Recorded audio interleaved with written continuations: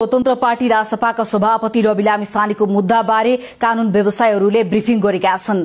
मुद्दा कानून भन्दा बढी राजनीतिक गलत नियतका साथ आकर्षित नहुने अभियोगमा लगाइएको निष्कर्ष निकालिएको छ।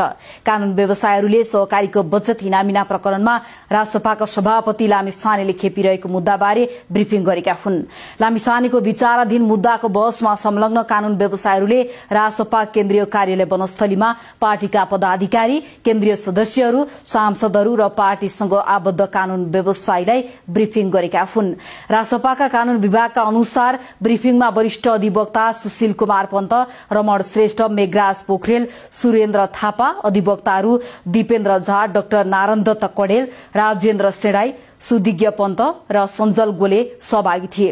पन्तले संसदीय छानबिन विशेष समितिको प्रतिवेदनको निष्कर्ष विपरीत मुद्दा लगाइएको, लामिछानेले कुनै पनि सहकारीमा ऋण लिन निवेदन नदिएको, सहकारीबाट उनको बैंक खातामा पैसा नआएको र लामिछानेले गोर्खा मिडियाको प्रबन्ध निर्देशकका रूपमा कम्पनीको खाता रहेको पैसा खर्च गरेको हकमा आकर्षित हुँदै नहुने फौजदारी अभियोग लगाएको बताएका छन्।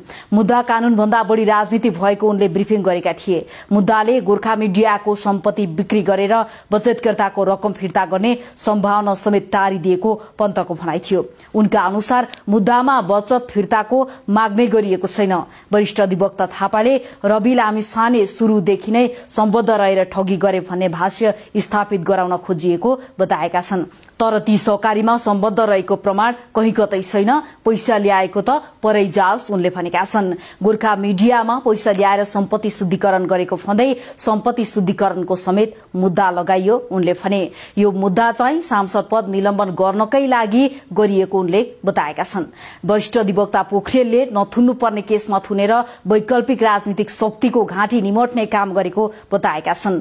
नथुन्नु पर्ने केसमा थुनियो, सहकारीको पैसा कानून विपरीत कम्पनीमा आयो र त्यसलाई गोर्खा मिडियाले जीबी राईको सर्ट टर्म लोन भनेर भनेपछि कम्पनी त ऋण भए पनि जीबी होलान्, रविलाई किन तानेको भनेर प्रश्न समेत गरेका छन्। राजनीतिमा वैकल्पिक शक्ति आएको थियो, घाँटी निमट्ने काम भयो उनले भने।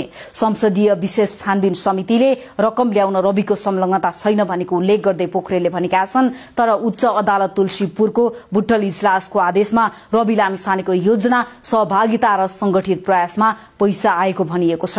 तर त्यसलाई पुष्टि गर्ने प्रमाणबारे केही उल्लेख नै भएको छैन।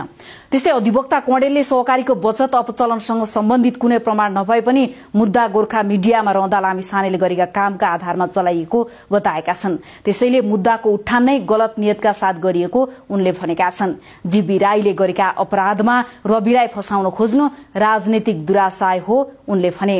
अधिवक्ता झाले सहकारीको सदस्य नै नरहेको मान्छेले कसरी सहकारीको बचत अपचलन गर्न सक्छ भनेर प्रश्न समेत गरेका छन्। अधिवक्ता सेडाईले पनि मुद्दामा तथ्यभन्दा राजनीतिक गन्ध बढिरहेको बताएका छन्। सर्वोच्चको आदेशमा थुनामै पठाउनु पर्ने जुन कारण दिएको छ त्यसमा विश्वासयोग्य आधार नै छैन उनले भनेका छन्।